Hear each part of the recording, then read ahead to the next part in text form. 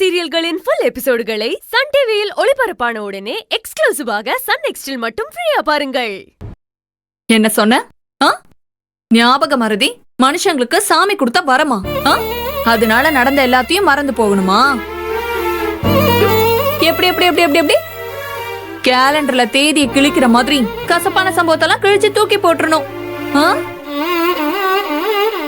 என்ன இன்னும் என்ன கேனஸ் இருக்கேன்னு நினைச்சிட்டு இருக்கல்ல? நீ சொல்ற மாதிரி எதையும் என் புத்தியில இருந்தும் மனசுல இருந்தும் தூக்கி எறிய முடியாது.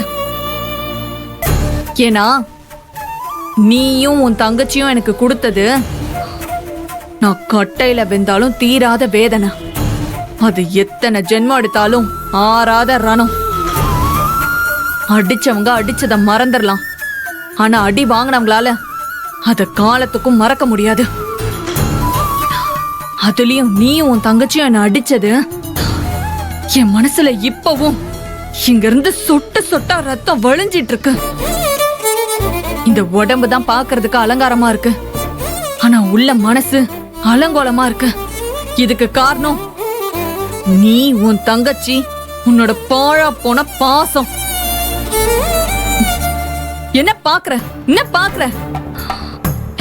நான் பேசுறது நெருஞ்சு முள்ள வச்சு தேய்க்கிற மாதிரி இருக்கா? ஒவ்வொரு வார்த்தையும் சுருக்கு சுருக்குன்னு குத்துதா? எனக்கும் அப்படிதான் குத்துச்சு. நீ பேசினது நடந்துகிட்டது எல்லாமே என் நெஞ்சில நெருப்பள்ளி கொட்டின மாதிரி இருந்துச்சு. நான் உன்கிட்ட என்ன கேட்டேன்? என்ன எதிர்பார்த்தேன்? என்ன ஆசைப்பட்டேன்? ஒவ்வொரு சராசரி பொண்டாட்டியும் எதிர்பார்க்கறத தானே நான் ஆசைப்பட்டேன். அத தானே நான் உன்கிட்ட கேட்டேன்.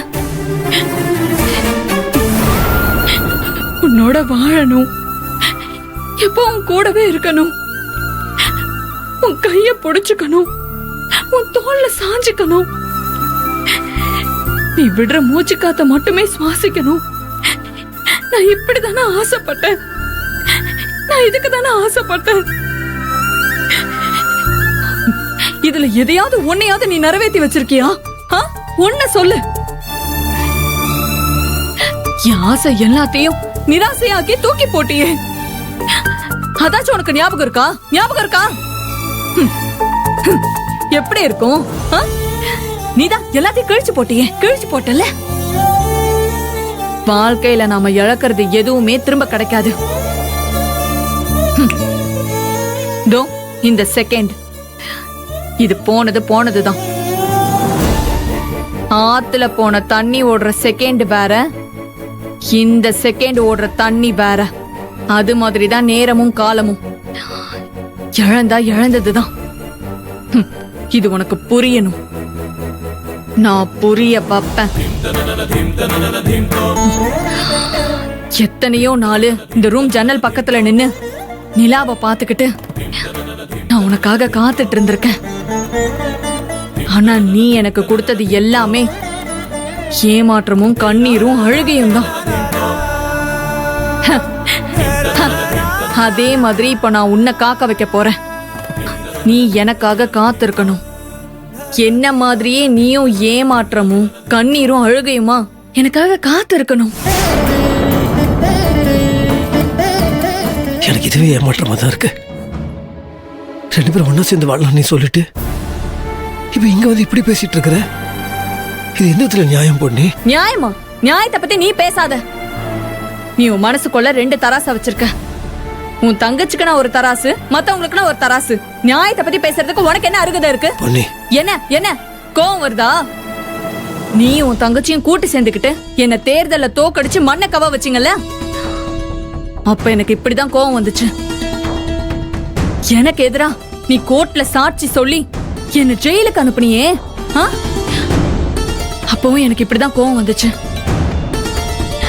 ஜெயில 4 செவுத்துக்குள்ள முடங்கி கடந்தப்போ, சாப்பாட்டு தட்டை ஏந்திக்கிட்டு வரிசையில நின்னப்போ, கட்டாந்தரையில தூக்கம் வராம புரண்டுகிட்டு தூங்காம கடந்தப்போலாம் எனக்கும் இப்படிதான் கோவம் வந்துச்சு. நீ எனக்கு பண்ண கொடுமைக்கெல்லாம் சிகரம் வச்ச மாதிரி நீயும் உன் தங்கச்சியும் சேர்ந்து நான் ஜாமீன்ல இருந்து வெளியே வந்துடக்கூடாதுன்னு திட்டம் போட்டு வேலை பாத்தீங்க பாரு. அப்ப கோவத்தையும் தாண்டி உங்க 2 பேர் மேலயும் கொலை வெறியும் வந்துச்சு. உண்மைதான். நீ பேசுறதுக்கு தான் காரணம், நான் பேசாம இருக்கிறதுக்கு தான் காரணம். நான் சித்தாந்தமோ வேதாந்தமோ எல்லாம் பேசல, யதார்த்தத்தை தான் பேசுறேன்.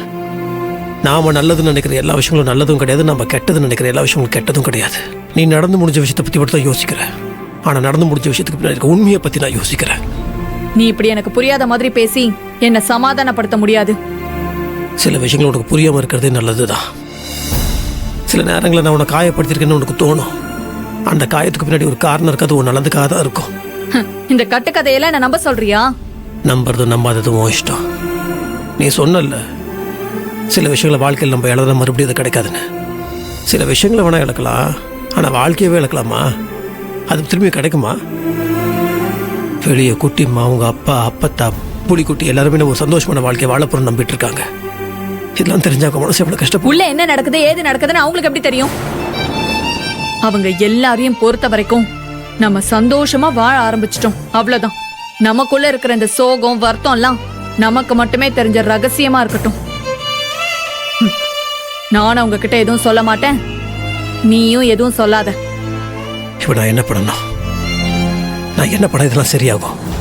அதான் சொன்னனே, நீ எனக்காக காத்திருக்கணும், என் அன்புக்கு ஏங்கணும். இந்த உலகத்துல எந்த பொண்டாட்டியும் தான் புருஷன் மேல வைக்காத அளவுக்கு பாசத்தை நான் உன் மேல வச்சிருந்தேன். அதோட மதிப்பு புரியாம அருமை புரியாம நீ என்ன உதாசனப்படுத்தின. நீ இப்ப அந்த அன்புக்காக ஏங்கி தவிக்கணும். உண்மையா நீ என் மேல அன்பும் பாசமும் வைக்கணும். உன் கண்ல நான் நிஜமான காதலை பார்க்கணும். அத நான் என்னைக்கு பாக்குறனோ அன்னைக்கு நம்ம புருஷன் பொண்டாட்டியா இந்த ரூம்குள்ள நம்ம வாழ்க்கையை தொடங்கலாம். அது வரைக்கும் இந்த ரூம்குள்ள வெறும் சின்ராசு பொன்னி தான். உன் நிழல் கூட ஏன் நிழல் மேல படவே கூடாது. இந்த கண்டிஷனுக்கு நீ ஒத்து வரலனா இப்பவே நீ கதவை திறந்துட்டு வெளியே போய் உண்மையை சொல்லலாம். ஆனா அதனால வருத்தப்பட போறது நான் ஒண்ணு இல்ல, உன் குட்டி மாதான். நம்மள சேர்த்து வைக்க அவதான் ரொம்ப கஷ்டப்பட்டா, பாவம். அந்த கஷ்டத்துக்கு எந்த அர்த்தமும் இல்லாம போயிடுச்சேன்னு நினைச்சா அவ நெஞ்சு வலிச்சு செத்து போனாலும் போயிருவா.